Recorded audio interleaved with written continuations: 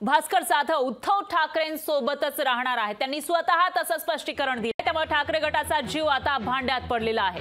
भास्कर जाधवांनी जाहीर आपली नाराजी सुद्धा बोलून दाखवलेली आहे। ठाकरेंनी अन्याय केल्याची खंत जाधव यांनी बोलून दाखवलेली आहे। तर भास्कर जाधव यांनी उद्धव ठाकरे गट सोडणार नसल्याची भूमिका जाहीर केली आहे। ठाकरेंसोबत राहणार असल्याचं जाहीर करतानाच उद्धव ठाकरेंनी वेळोवेळी कसं डावललं याची खंत सुद्धा त्यांनी जाहीरपणे बोलून दाखवलेली आहे। त्यामुळे भास्कर जाधव भविष्यात ठाकरेंसोबत राहणार का हा प्रश्न कायम आहे।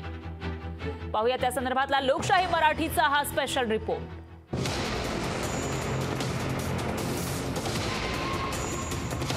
अनेक शिवसेनेमध्ये माझ्या संध्या हुकलेल्या आहेत, तरी मी नाराज नाही। मी माझं कर्तव्य काम करत राहणार आहे, हा तुम्हाला शब्द देतो। भास्कर जाधवांनी ठाकरे गट सोडणार नाही असं जाहीर केल्यानं ठाकरे गटाचा जीव भांड्यात पडलाय। निवडणुका तोंडावर असताना ठाकरे गटातील एक एक शिलेदार त्यांना सोडून जातोय।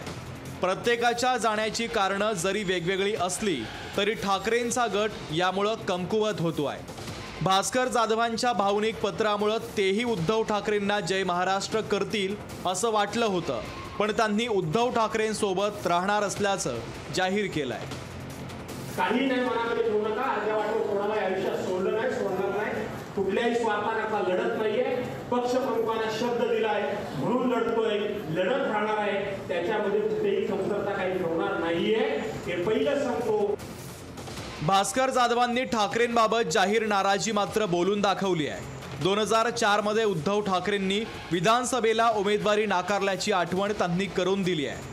शिवाय 2019 मध्ये मंत्रिमंडळामध्ये समावेश न केल्याबाबत देखील त्यांनी खंत व्यक्त केलेली आहे।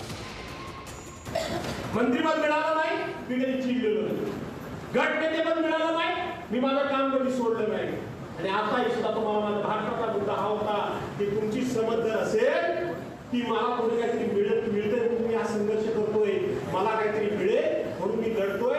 मित्रांनो, तुमच्या मनात जर संशय निर्माण झाला तर सगळ्यात जास्त दुःख मला होईल। बाजी प्रभूसारखं पक्षासाठी लढणार असल्याचं देखील भास्कर जाधवांनी सांगितलंय। बाजी प्रभू देशपांड्यांचा इतिहास लिहिला गेला, मुरारबाजीचा इतिहास लिहिला गेला, संभाजी कावजीचा इतिहास लिहिला गेला, त्या ठिकाणी जीवा महाल्याचा इतिहास लिहिला गेला, तानाजी मालुसरेचा इतिहास लिहिला गेला। त्यामुळे मी जरी गमतीनं बोललो असतो माझं ते असं झालं तर या शिवसेनेला तसं माझं झालं तर मी माझं भाग्य समजेन। भास्कर जाधवांनी ठाकरेंच्या विरोधात जाहीर नाराजी व्यक्त करून त्यांना आगामी काळात डावलून चालणार नाही असा स्पष्ट संदेश दिलाय। पण ठाकरे गटात नेत्यांनी अशी नाराजी व्यक्त करण्याची काँग्रेस स्टाईल पद्धत नाही। त्यामुळे आगामी काळात भास्कर जाधव यांची राजकीय वाटचाल कशी असेल या संदर्भात उत्सुकता निर्माण झाली आहे। निसार शेख, लोकशाही मराठी, रत्नागिरी।